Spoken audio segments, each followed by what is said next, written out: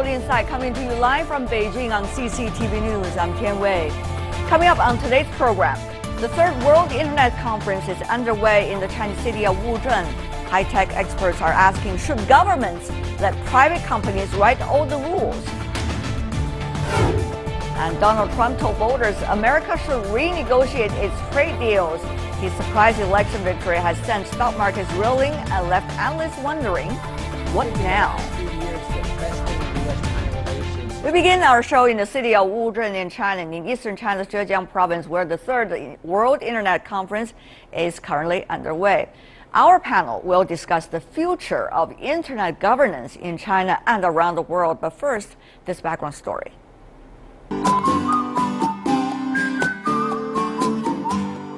An event that no internet tycoon in China would miss. The third World Internet Conference kicked off Wednesday morning in the eastern Chinese city of Wuzhen, with a video message from Chinese President Xi Jinping. In the video, Xi emphasized the importance of international cooperation and the need to respect people's desire to build a common future. The Chinese president added it's committed to defending its sovereignty in cyberspace and will work with other nations to develop just and fair internet regulations. Liu Yingshan, a senior CPC official, also emphasized the need to safeguard each country's right to develop their own cyberspace. We should regard the respect of internet sovereignty as a basic principle and safeguard countries' equal rights and power in cyberspace in terms of development, participation, and governance arrangements. Internet-related industries have become a key growth engine for China's economy as the country undergoes an economic transformation. Jack Ma, founder and chairman of the Alibaba Group, said making internet technologies and internet resources more inclusive should be a priority for the IT sector. E-commerce is simply using internet technologies, internet thinking, and is aware that the future economy will be fully based on the internet. E-commerce companies created a business model that is suitable for the future. Chinese government officials, business leaders, and industry experts at this year's conference are discussing a number of topics, including China's internet regulation, growth strategies, and how to support startups. Attendees will also discuss cybersecurity, global governance in cyberspace, and how media organizations can help ensure cyberspace content is trustworthy. For more on the World Internet Conference and more importantly on the discussion regarding and the right message on the internet, we are joined in Beijing by Jay Huang, founding partner of Jaystone Venture and also former managing director of Intel China. Welcome to our program. Joining us from Tokyo in Japan, we're having Mr. William Saito, special advisor to the Japanese cabinet and also founder of Integer. That's an international technology consulting and advisory firm. Welcome as well. In Boston, we are having Mr. Joshua Benton, who's director of the Nieman Journalism Lab at Harvard University. Welcome to the three of you, gentlemen. First of all, let's start from something concrete, because theories could only come from concrete discussion. So let's take the case study of Facebook and the U.S. election recently. Mr. Benton, you've been writing a lot of stories about this. Let me ask you about this. Should Facebook, as what they call itself, a platform, responsible for the fake and misleading news on it? Well, it's certainly a discussion that's happening in Facebook and in political circles around the United States. There was an awful lot of false information that was distributed on Facebook. Facebook is, the largest driver of attention to news stories in the world. About 44% of Americans, according to a recent study, get news from Facebook. And there are a lot of stories going around, particularly about Hillary Clinton, that were just not true. There were stories that Pope Francis had endorsed Donald Trump. There was a story that said that Hillary Clinton had an FBI agent who was investigating her murdered. Stories that Hillary Clinton had bought 30,000 guillotines to commit mass genocide of the American people. These are all false stories. But there's something about the way that fake news spreads on Facebook that made them very powerful. That Pope Francis story I mentioned was shared over 800,000 times on Facebook and seen by countless millions of people. Well, so one of the big questions that a company like Facebook is dealing with is they'd like to consider themselves a technology platform, but they're really looking a lot more like a media company in some ways. Right. Mr. Benton, before I go to our other panelists, may I clarify with you? some of the conservatives who are watching our program today will say, well, you are just one of those elites. Of course, you would say those news that are not favorable to Hillary Clinton are fake, and therefore Facebook should be responsible for it. But they feel perfectly fine with it. There was an awful lot of critical reporting of Hillary Clinton and of Donald Trump, and that was totally legitimate. I'm talking about stories that are invented, that are made up. Stories about, I mean, Pope Francis did not endorse Donald Trump. That is a factual statement, and to claim otherwise is not.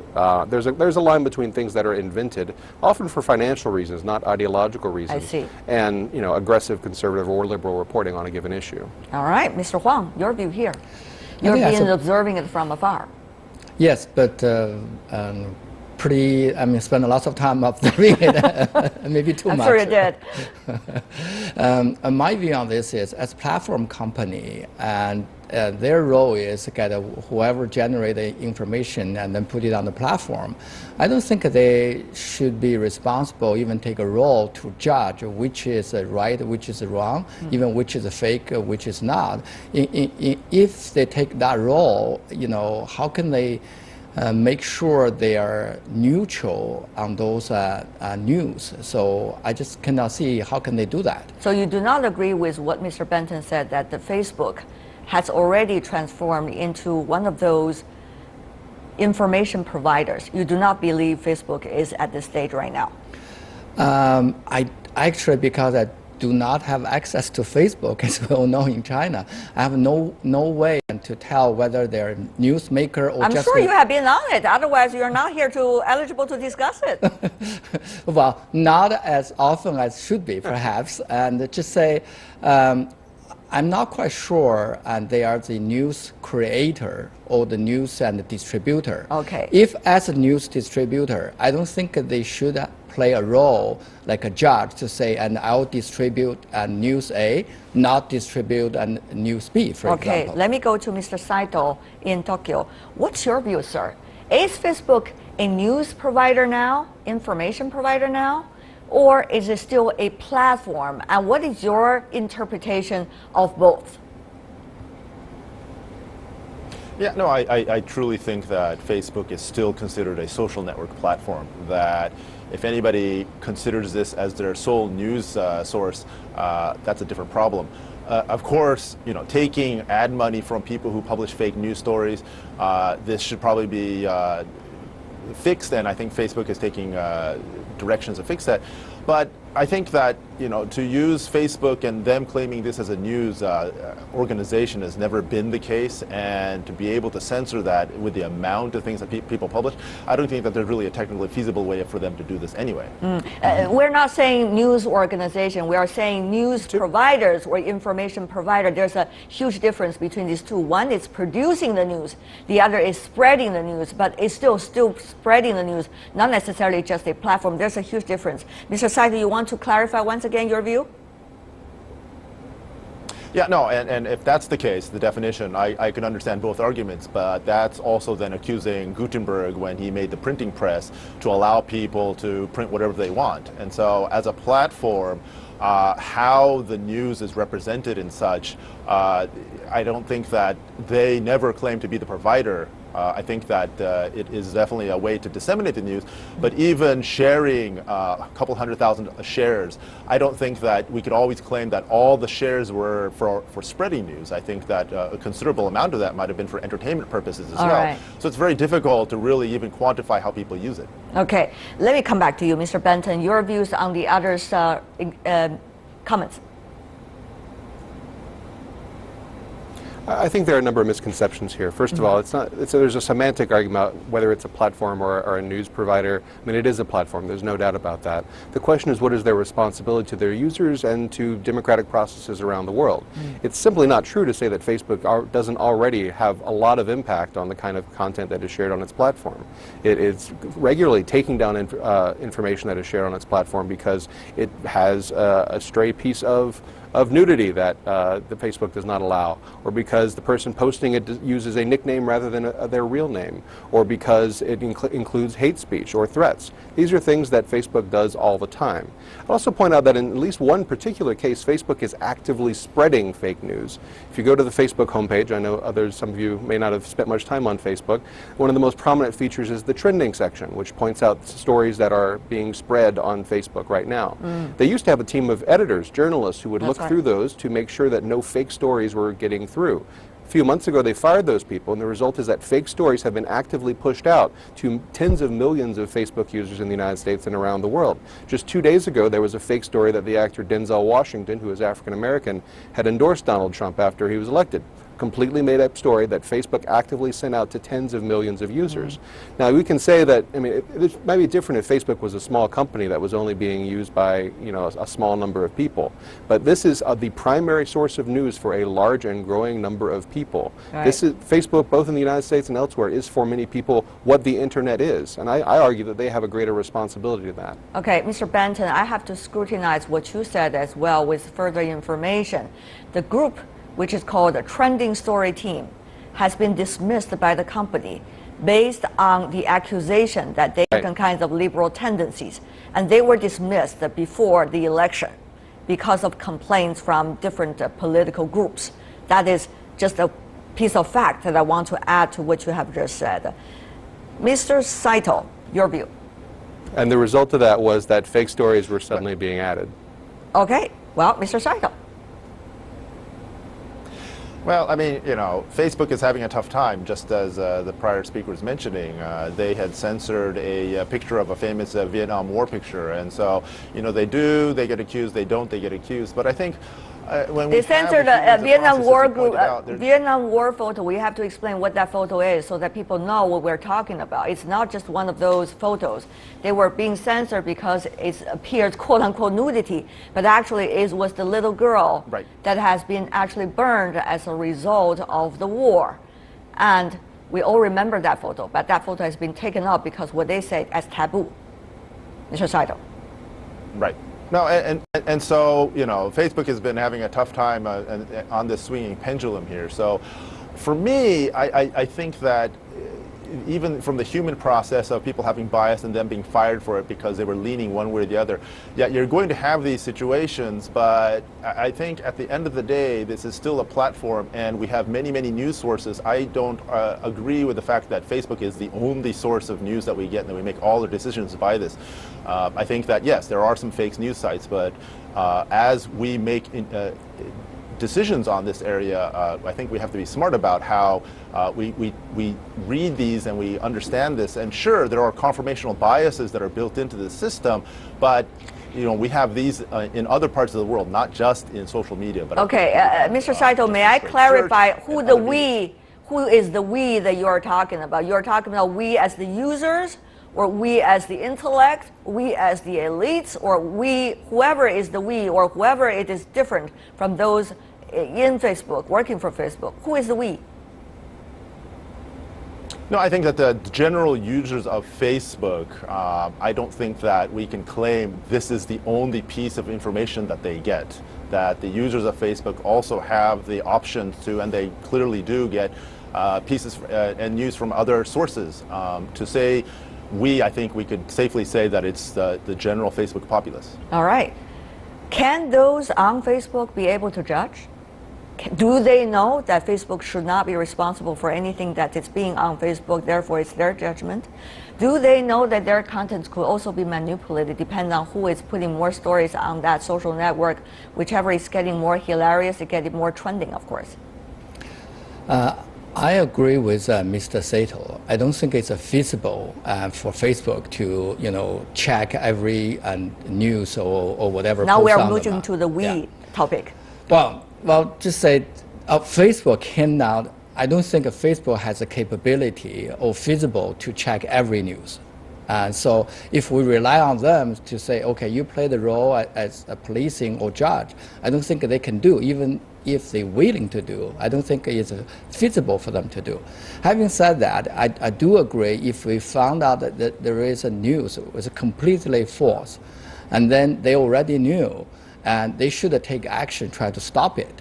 But I don't think we can rely on them to say, hey, this is Facebook's responsibility to make sure whoever posts on that, on trending or whatever, you will be liable or responsible for the truthfulness of that piece of information. I don't think they can do that. So, Mr. Benton, the question is becoming ever more clearer. That is, should there be rules regarding platforms, quote unquote, like Facebook, to quote unquote police the stories or pay more attention to the qualities of their stories, at least no misleading and fake stories?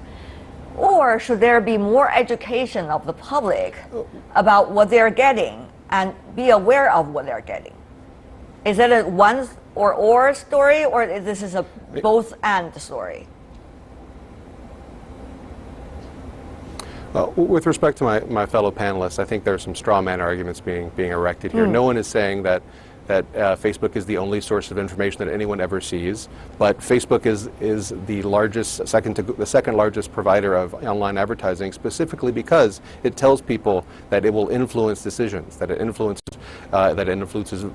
voting decisions. To say that just because there are other news sources that exist, that Facebook for some reason doesn't have this kind of influence, this outsized influence, is I think incorrect. On the question of rules, I think Facebook should set rules.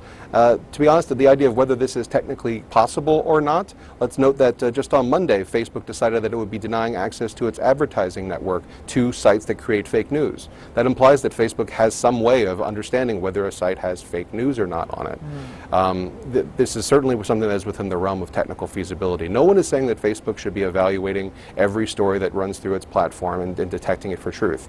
But when stories that are clearly fake are being shared, right now Facebook doesn't do anything to stop them or slow them from being shared. That means that a story that was identified as fake months ago can still be spread over and over again to millions of people in a way that can influence elections.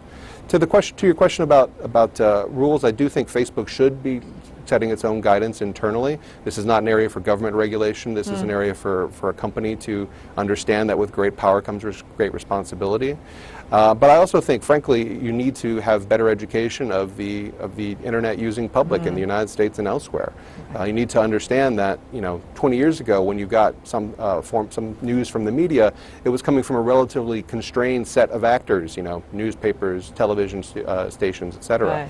Today, anyone can create a website and anyone can claim that they've uncovered some great piece of news, and people need to understand the difference. No. Mr. Huang?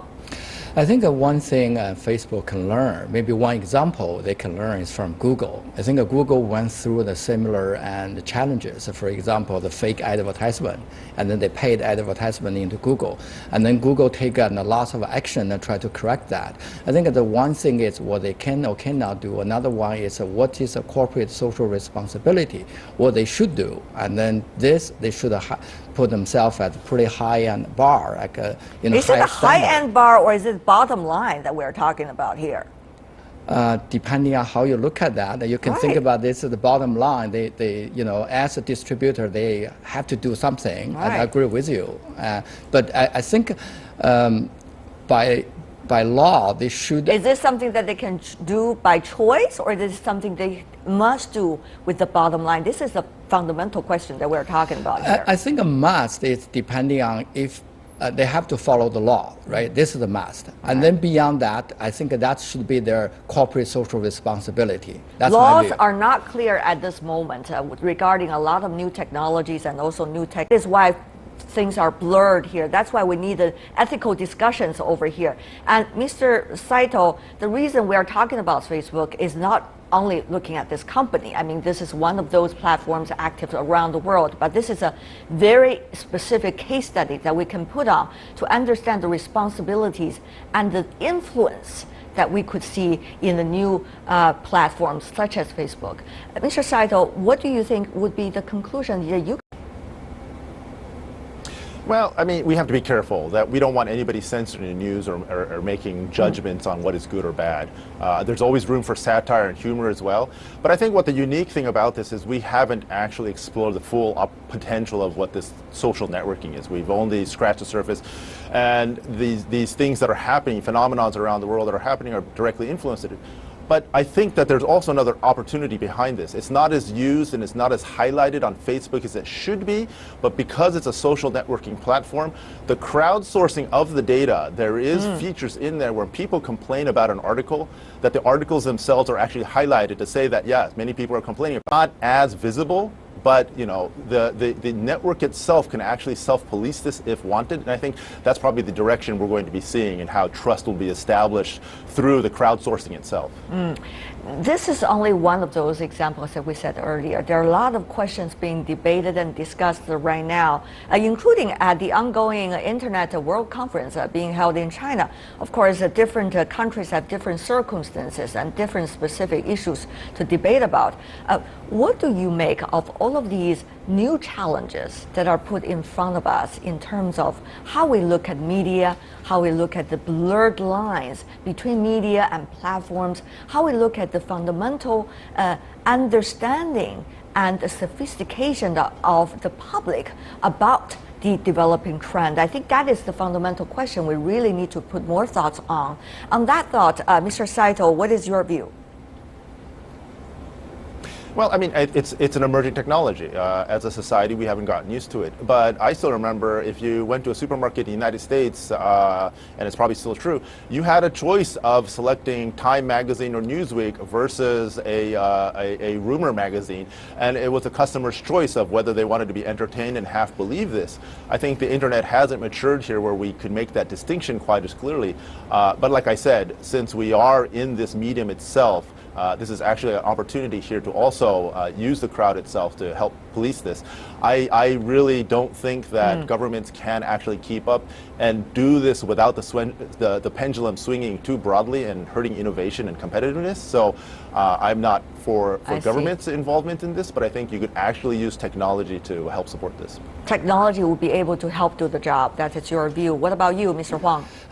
I think I agree with Mr. Saito. These are new challenges. And for example, previously people rely on traditional media and for their information source, and then we all know they're quite professional, and then they're not biased towards one way or the other. Or at least you know they're biased. They're already clearly stated. Yes, some of them maybe we know they're lean towards one side, the other one is more neutral, etc. But for the internet, suddenly we have a one platform and distribute all kind of information. As you mentioned, 44% of United States and people rely on Facebook for their news and coming. So this is really a new challenge for all of us.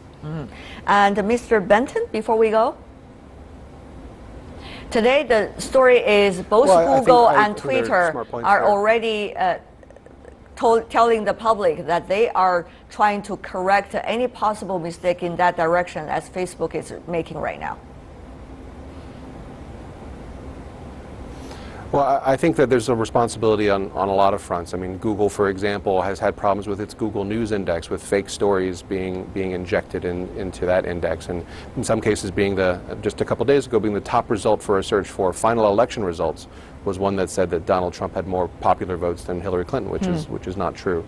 I think that we're dealing with an unprecedented concentration of power in a few companies in Northern California. Google and Facebook primarily in the media space. Amazon and Apple also have playing their role. And I think that our country is not quite ready to know how to deal with that concentration. Right. And it's a concentration of power, but also a concentration of attention. The average American spends about an hour a day using Facebook products, and that's a huge number. All right.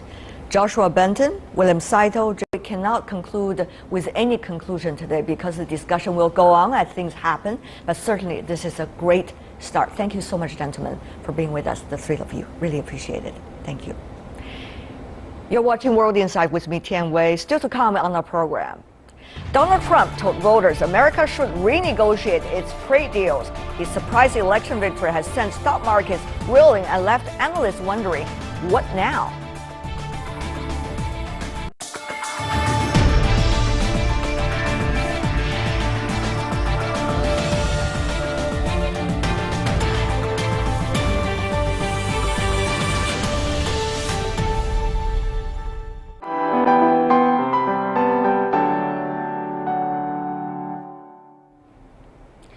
Free trade between China and the U.S. has helped grow the global economy, but America's next president, Donald Trump, could set the world down a different path, at least according to his campaign rhetoric.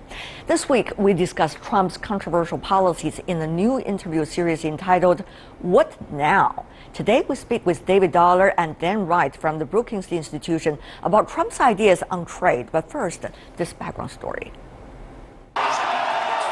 Donald Trump's surprise victory in the U.S. presidential election has shocked the world and promises to shape not only American politics, but also how the world thinks about the United States. Some experts fear U.S. relations with China could suffer under Trump's leadership, especially if he honors his campaign vow to impose punitive tariffs of up to 45% on Chinese goods. Such a move could result in a trade war erupting between the world's two largest economies. But Donald Trump's tone has been practical and flexible since he won the election. Many analysts are cautiously optimistic. Trump has not yet formally outlined his foreign policy agenda, and it's still unclear how his presidency will affect China-U.S. ties. David Dollar, welcome to CCTV News World Insight. Very happy to be here. Let me ask you about U.S.-China relations. One important point, climate change.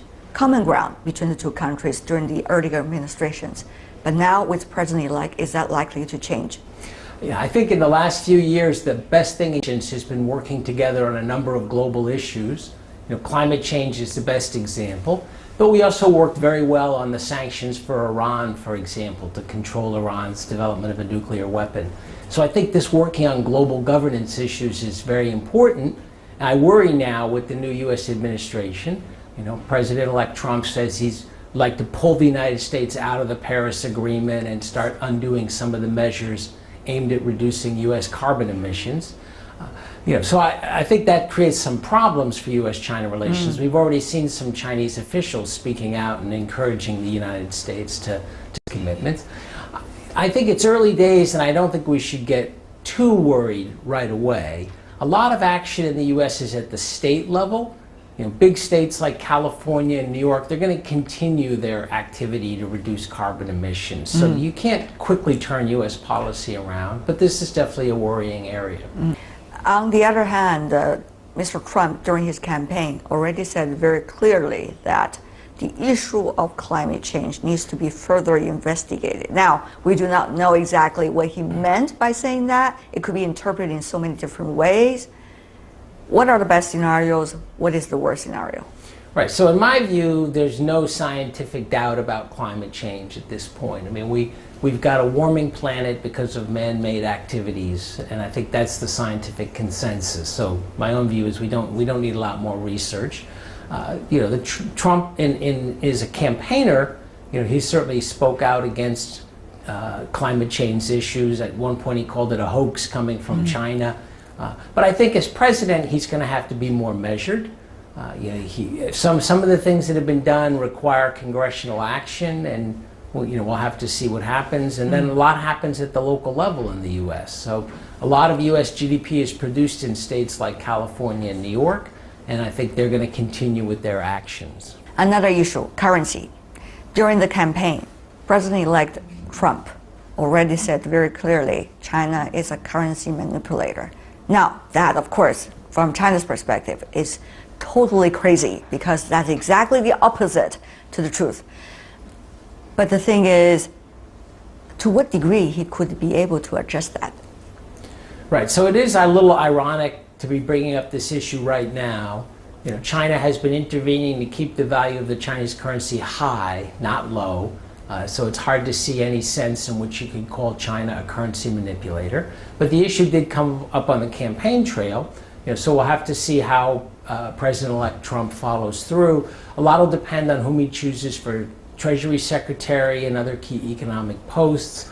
It's possible we'll just see something symbolic, some rhetoric from the administration, which will probably be a little bit annoying to China, but it may not have any real substance behind it.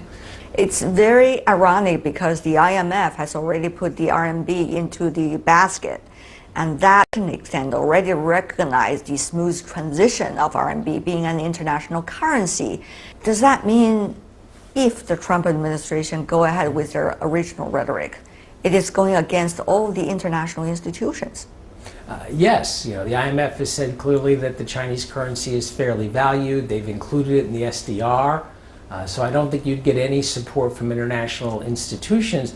And more than that, the U.S. now has a clear law defining a currency manipulator, and China does not meet the standards of that law. 45% import tax. That is the presidential-elect Trump has been saying during his campaign. Much doubt about whether he will carry that out? Right. I mean, the things that candidates say during their campaign, they will not necessarily do that specific thing when they're president. To really impose that in a sustained way would require congressional action. But the president does have a lot of authority to impose emergency tariffs. And we might very well see the Trump administration do something smaller than that big 45% across the board. But they made such an issue of China in the campaign, they'll probably feel compelled to do something in terms of steel imports, for example, or anti-dumping activities. And I just hope that this doesn't escalate into a full-scale trade war, because that would be bad for both of our economies.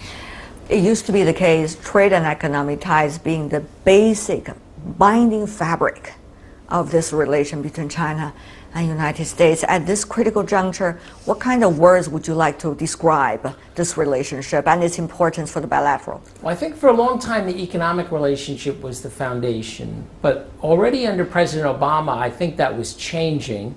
The economic relations could be better, frankly.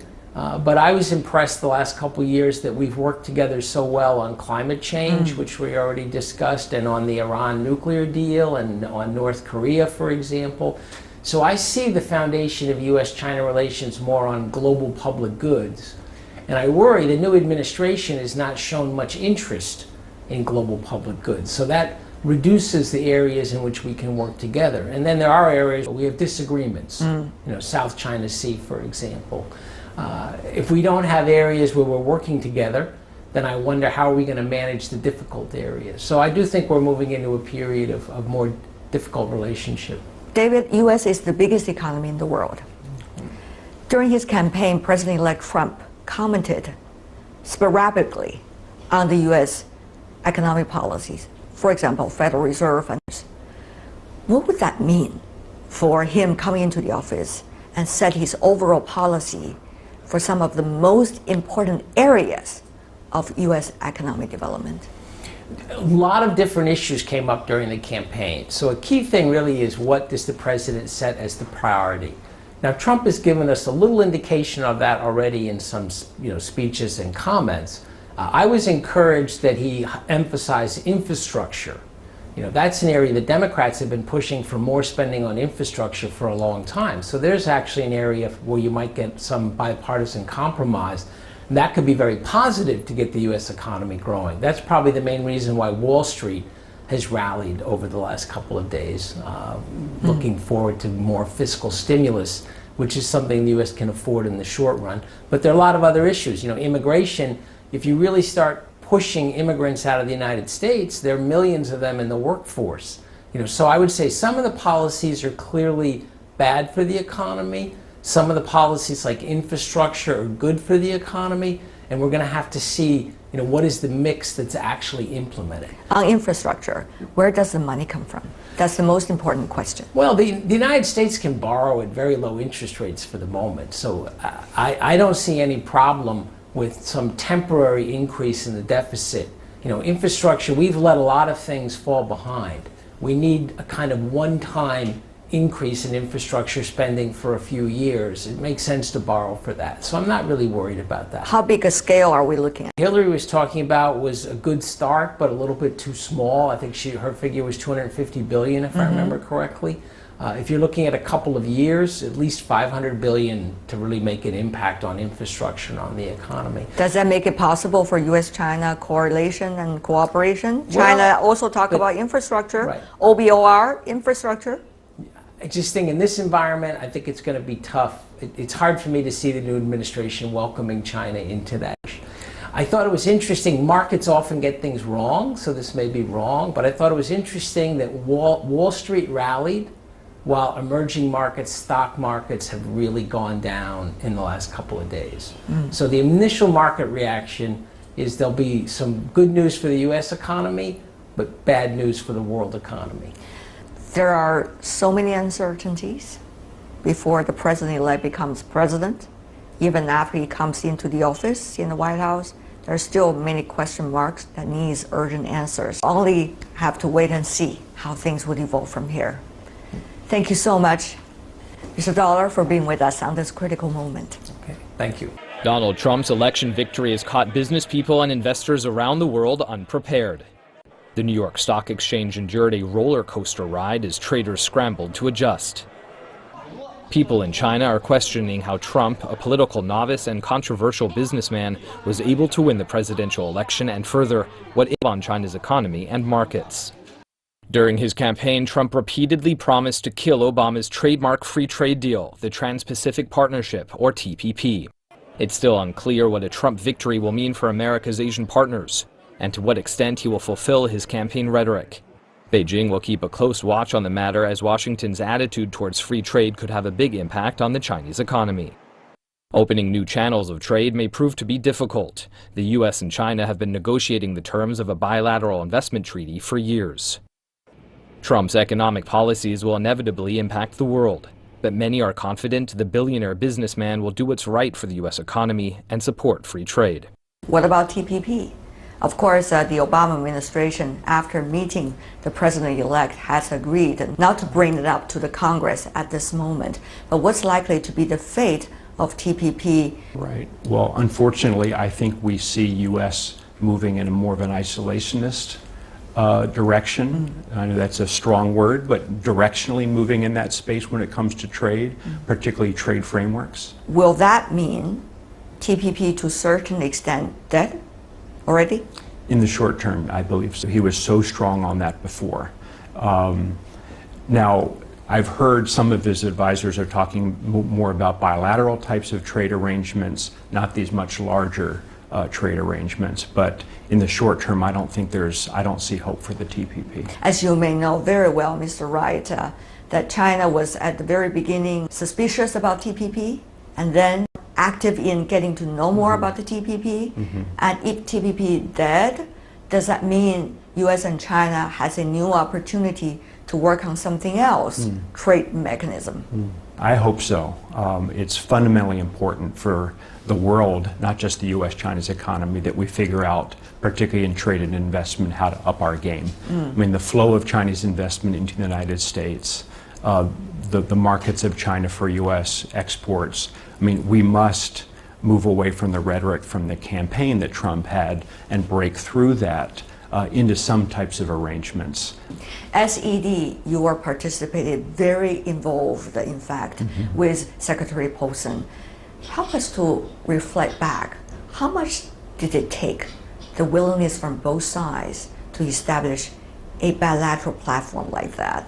The underlying issue here is, in the U.S.-China relationship going forward under a new president, we need to revitalize the mechanisms and the architecture, which is more than personalities, which are basically reaffirming the institutions of how we cooperate together.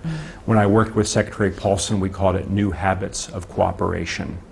We were looking to elevate and broaden the way our leadership engaged one another. Up until then, there were a lot of bilateral back and forth between cabinets and ministries. But the beauty of the SED, the Strategic Economic Dialogue, was elevating that conversation, blessed by both presidents. And what is key is that there's some regular way to build relationships, to strengthen conversation, to work on tough issues directly. There's always going to be the enforcement from both of our countries. We have the WTO, but something that really tries to cut through a lot of the noise is very important, and that's what the SED accomplished. BIT, Bilateral Investment Treaty, is another very important piece of document. The two sides are still working on it during the Obama administration. Nothing likely significant to achieve at this moment. What do you make of it, its potential fate? It's fundamentally important to the U.S.-China economic relationship. It really sets a new floor for how we work together in trade and investment. Unfortunately, given the rhetoric on TPP, given the isolationist tendencies of the Trump administration, I don't see like the TPP, I don't see any short-term hope for it. It's my understanding, however, that currently both of our negotiating teams are speeding up the development of the text to get done as much as they can before the Obama administration ends, which I think is excellent. But this is a treaty. It takes 2/3 of the United States Senate.